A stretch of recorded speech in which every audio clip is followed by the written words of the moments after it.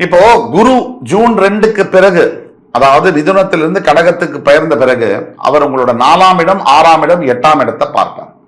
இந்த குரு பார்வை சிம்ம ராசியின் 4ஆம் இடத்து மேல விழும்போது, ராசியுடைய 4ஆம் இடத்துல விழும்போது பதவிகள்ல உயர்வு கிடைக்கக்கூடிய வாய்ப்புகள், அதாவது ப்ரமோஷன், அதாவது with incentive, bonus, salary structure, சம்பளமே உயர்வாகக்கூடிய வாய்ப்புகள்லாம் உண்டு. அது நல்லது தானே அப்படின்னு நினைச்சோம்னா, அந்த காலகட்டத்தில் அந்த நல்லதோட சேர்ந்து என்ன வருது அப்படின்னா, அந்த ப்ரமோஷனோட சேர்ந்து அதிக பலுவும் வரும், வேலைப்பாடும் வரும். அப்ப என்ன ஆகுதுன்னா, அது சுமையாகவும் மாறும். உடம்புல மனசுல ஸ்ட்ரெஸ் அதிகப்படுத்தக்கூடிய வாய்ப்புகள் அதிகமாக இருக்கு. அப்படின்னா இது ப்ரமோஷன் வந்துருச்சேன்னு நினைச்சு சந்தோஷப்படுறதா, இல்ல இதுக்கு மேல தொல்லையும் பொறுப்பும் அதிகமாயிடுச்சேன்னு நினைச்சு கவலைப்படுறதா அப்படிங்கிறது நீங்க பார்க்கிற பார்வையை பொறுத்து இருக்கு. இந்த பிரச்சனை அத்தனையும் தற்காலிகம் தான். லாங் டேர்ம்ல, நீண்ட தூர பயணத்துல உங்களுக்கு இதெல்லாம் நல்லதா மாறும். அது வரைக்கும் உங்களுடைய பொறுமை என்பது அவசியம். அதே மாதிரி குரு பார்வை உங்களுடைய ராசியின் 6ஆம் இடம் என்று சொல்லக்கூடிய மகர ராசி மேல விழுவதனால இந்த நேரம் தான் எங்கேயாவது இந்த ப்ரீ இஎம்ஐ கட்டுறது, சின்ன சின்ன கடன்களை கட்ட முடியும், முடிச்சிட முடியும்னா கண்ணுல கருப்பு ரிப்பனை கட்டிட்டு முடிச்சிருங்க. இதை தொடர்ந்து பண்ணால் மிகப்பெரிய பிரச்சனை. இதுதான் சான்ஸ். ஜூன் 2க்கு பிறகு தயவு கூர்ந்து சின்ன சின்ன கடன்கள் சின்ன சின்ன தொகையாக கொஞ்சம் கொஞ்சமா கட்டி முடிச்சிருங்க. கையில பைசா இருக்கு, என்ன புதுசா ஏதாவது வாங்கலாமான்னு போகாதீங்க. அதெல்லாம் வேண்டி கேட்டுக்கிறோம். ஏன்னா இன்னைக்கு நம்மளை சுத்தி என்ன இருக்கு, விளம்பரங்கள் இருக்கு. நாம காசு சம்பாதிக்கிறோம் அப்படிங்கறத புரிஞ்சுக்கிட்டு நம்மளை சுத்தி நகை, துணி, போனு, அந்த கன்சியூமர் டியூரபிள் எதை ஆளால் நம்மளை என்ன அது பிச்சு பிச்சு திங்கிற மாதிரி நம்மளை சுத்தி விளம்பரங்கள் இருக்கு. அது அத்தனை விளம்பரங்களையும் நம்ம சபலப்படாம மனசை ஒருநிலைப்படுத்தி இதைதான் செய்யணும் லைஃப்ல, இந்த பாதையில தான் செலவழிக்கணும் அப்படின்னு நம்ம புத்தி என்ன பண்றாங்க, பிரெயினை வாஷ் பண்ணிடுறாங்க. எப்படி பண்றாங்க, கண்ட்ரோல் எடுத்துக்கிறாங்க. இது நீ வாங்கிதான் ஆகணும், இந்த பணத்தை நீ இந்த இடத்துல போய் பார்த்துதான் ஆகணும், இந்த துணியை நீ வாங்கிதான் ஆகணும், இந்த ஷூவை நீ போட்டுதான் ஆகணும், இந்த ஹோட்டல்ல நீ சாப்பிட்டுதான் ஆகணும். இப்படி நம்மளை சுத்தி விளம்பரங்கள் நம்மள கொஞ்சம் கொஞ்சமா தின்னுகிட்டே இருக்கு. இந்த விளம்பரங்கள்ல இருந்து தப்பிச்சு நமக்கு எது தேவை, எது நீடு, வாண்ட் அப்படின்னா நமக்கு எல்லாமே வேணும் தான், ஆனா தேவை எது, அந்த வித்தியாசத்தை புரிந்து வாழ பழகிக்கொள்ள வேண்டும். வாழ்க்கை என்பது அனுபவிப்பதற்கே. ஆனா எல்லா நேரங்கள்லயும் எல்லா விஷயத்தையும் அனுபவிச்சுக்கிட்டே இருந்தோம்னா அதுவே மிகப்பெரிய ஆபத்து. அனுபவிக்கிறதுங்கிறது வாழ்க்கையில 20% இருக்கணும். 80% உழைப்பு, சிந்தனை, தெளிவான சிந்தனை, சாக்ரிஃபைஸ், ஆன்மீகம், பக்தி, இப்படி பல விஷயங்கள் இருக்கு. அனுபவிக்கணும், அது கொஞ்சம் அனுபவிச்சுக்கணும். எல்லாத்தையும் அனுபவிச்சா நாளைக்கு ஏதாவது பிரச்சனைன்னு வந்தா நம்ம ஒழிஞ்சிருவோம். இதை நினைவுல வச்சு செயல்படணும். அடுத்து உங்களுடைய 8ஆம் இடம் என்று சொல்லக்கூடிய மீனராசி, இதுதான் மிகப்பெரிய ஒரு டர்னிங் பாயிண்ட். அதாவது உங்களுக்கு அஷ்டம சனி, மீனத்துல சனி வந்ததுனால அஷ்டம சனி.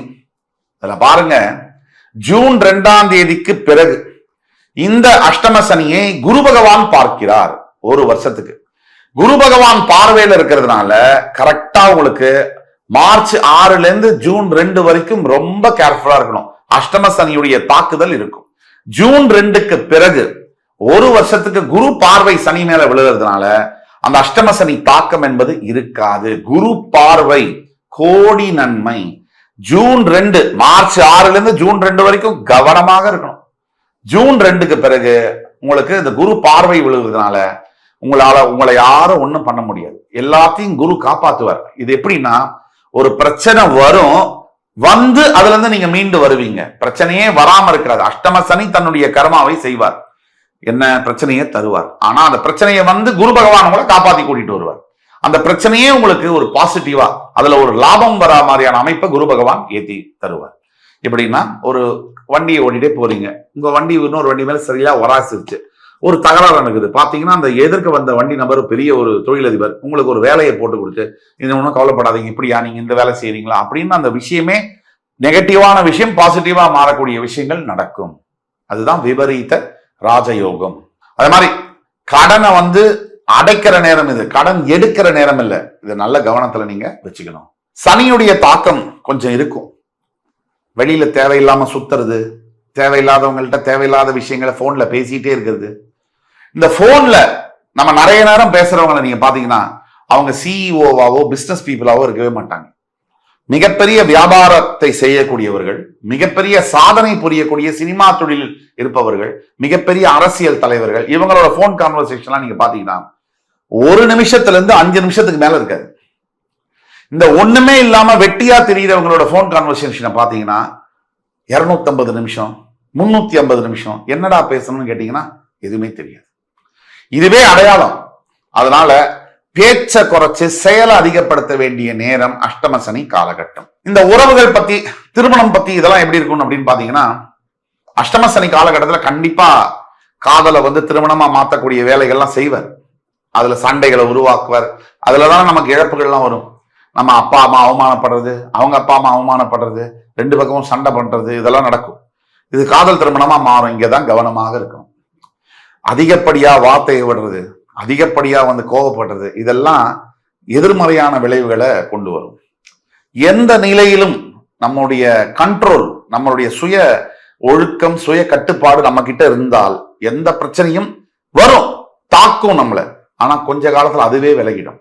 நாம குதிச்சு கலட்டாலாம் பண்ணோம்னா நம்ம வாழ்நாள் முழுவதும் அந்த பிரச்சனையுடைய பாதிப்பு நமக்கு வந்துட்டே இருக்கும். சொல்லிட்டே இருப்பாங்க, இப்படி பேசின இந்த சந்தர்ப்பத்துல, அதை எதிராளியும் மறக்க மாட்டாங்க. அதே மாதிரி காதல்ல கூட நிறைய பிரச்சனைகள், மிஸ் அண்டர்ஸ்டாண்டிங், திருமண வாழ்க்கையில கருத்து வேறுபாடுகள்லாம் வருவதை எதிர்பார்த்துதான் ஆகணும். பொதுவா ஆண் சிம்மராசி என்பவர்களுக்கு இந்த நேரத்துலதான் ஒழுக்க கேடுகள் வரக்கூடிய வாய்ப்புகள் உண்டு. போதை பழக்க வழக்கங்கள், தவறான நண்பர்களுடன் ரொம்ப சேருவது, இங்கதான் நீங்க கேர்ஃபுல்லா இருக்கணும். ஒரு நாள் சுவைப்போம் என்று நினைத்தால் உயிரை சுவைக்கும் பொய்யில்லை, இதில் இன்பம் என்பது இழுக்காகும், நீ குளித்தால் கங்கை அழுக்காகும் அப்படிங்கிற வரிகள் நம்ம தலைவருடைய பாடல்ல வரக்கூடிய வரிகள். அதனால நம்ம எப்பவுமே போதை பழக்க வழக்கங்கள் எப்படி ஆரம்பிக்கிறாங்க, இன்னைக்கு ஒரு நாள் தானே, இது ஒரே ஒரு கிளாஸ் நான் குடிக்கிறேன், இந்த ஒரே ஒரு தடவை புகை பிடிக்கிறேன், அப்படிதான் ஆரம்பிக்கும். இந்த ஒரே ஒரு தடவை தான் இந்த தவறான பெண் சமாச்சாரம் அப்படின்னு ஆரம்பிச்சது எங்க சுடுகாடு வரைக்கும் நம்மளை தொடர்ந்து வருது. நம்ம வாழ்க்கையவே அழிச்சிடுது. பல பேர் இளம் வயதில் மரணிக்க காரணமாக இந்த குடிப்பழக்கம் இருக்கிறது. அந்த குடும்பங்கள் இரத்த கண்ணீர் வடித்து தத்தளிக்கின்றன. இதெல்லாம் நம்ம பார்க்க தான் செய்யறோம். இத பொறுப்பான ஆண்கள், பொதுவா ஆண்கள் அதிகமாக இந்த குடிப்பழக்கம் இருப்பதனால அவங்க ஆண் சிம்ம ராசிகள் போதை பழக்க வழக்கங்கள் வரக்கூடிய வாய்ப்புகள் இருக்கிறதுனால தள்ளி நில்லுங்க. உயிரே போனாலும் மனக்குழப்பம், டென்ஷன், ஸ்ட்ரெஸ், மூளை வெடிச்சிடும் அப்படி இப்படிலாம் சொல்லுவாங்க. என்ன வெடிச்சாலும் பரவாயில்ல, கோவிலுக்கு போய் தியானம் பண்ணுங்க, 4 பேருக்கு நல்லதை செய்யுங்க, உங்க ஸ்ட்ரெஸ் குறையும். புரியுதுங்களா? நான் வாழ்க்கையை ஜாலியா இருக்கணும், என்ஜாய் பண்ண போறேன்னு நினைச்சீங்கன்னா அப்ப ஜாலியா இருக்கும், அதுக்கப்புறம் காலியா இருக்கும். இதை நீங்க கவனமா வச்சுக்கோங்க. ராகு பயிற்சி வேற இந்த வருகின்ற ஆங்கில புத்தாண்டோட இறுதியில வர்றதுனால சனி ராகுடைய தாக்குதல்கள் அதிகமாக இருக்கக்கூடிய வாய்ப்புகள் இருக்கு. ராகு சிம்மத்துக்கு 6ஆம் இடத்துக்கு வந்துடுவார்.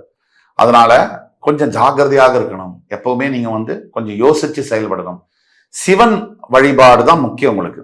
ஒவ்வொரு ஞாயிற்றுக்கிழமை தோறும் சிவன் வழிபாடு, சிவ ஆலயங்கள்ல நல்லெண்ணெய் தீபம் ஏற்றுவது, அதே மாதிரி தான தர்மங்கள், சிவபெருமானுக்கு பிடிச்சது, சனீஸ்வரனுக்கு பிடிச்சது, தர்ம காரகனுக்கு பிடிச்சது தர்மங்கள். அந்த தர்மம் உங்களால முடிஞ்ச உதவி, 4 உணவு பொட்டலம் கஷ்டப்படுறவங்களுக்கு கொடுங்க. இந்த தேவையில்லாத குடிப்பழக்கம் எவ்வளவோ செலவழிக்கிறீங்க, ஒரு 4 பேருக்கு ஒரு சாப்பாட்டுக்கு உதவி பண்ணா தப்பா ஐயா? அதை பண்ணுங்க.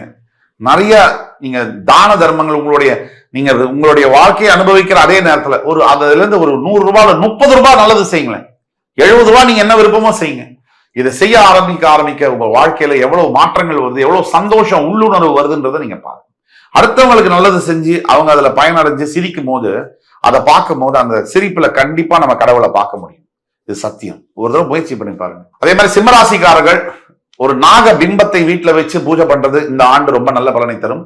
சிவனுக்கு அபிஷேகம் செய்வது, பால் அபிஷேகம் செய்வது, முடிந்தால் திருநாகேஸ்வரம் சென்று அங்க கர்ப்பகிரகத்தில் இருக்கக்கூடிய நாகநாத சுவாமிக்கு அபிஷேகம் செய்வதெல்லாம் நல்ல பலனை தரும். முக்கியமா அஷ்டமசனி காலகட்டத்தில் சிம்மராசி என்பர்கள் தினமும் தியானம் செய்தல் வேண்டும்.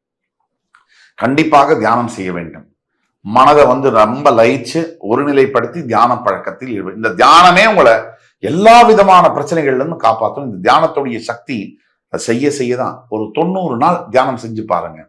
அதுக்கப்புறம் உங்களுடைய வாழ்க்கையுடைய பாதையே வேற மாறும். என்ன மந்திரத்தை சொல்லி தியானம் செய்வது? ஓம் நமோ நாராயணாய நமக, ஓம் நம சிவாய. இது நீங்க பெருமாள் பக்தரா இருந்தாக ஓம் நமோ நாராயணாய, சிவபக்தனாக இருந்தாக ஓம் நம சிவாய. இதை செய்யுங்க போதும். பெரிய மந்திரங்கள் தெரியுன்ற அவசியம் இல்லை. தெய்வத்தை உணரத்துக்கு நம்ம பக்தி தான் தேவையே தவிர மந்திரங்கள் அடுத்தபடி. நம்ம உண்மையான பக்தி இருந்தா கண்ணப்ப நாயனார் கூட 63 நாயன்மார்களை ஒருத்தர் ஆனார். அந்த மாதிரி ஆக முடியும்.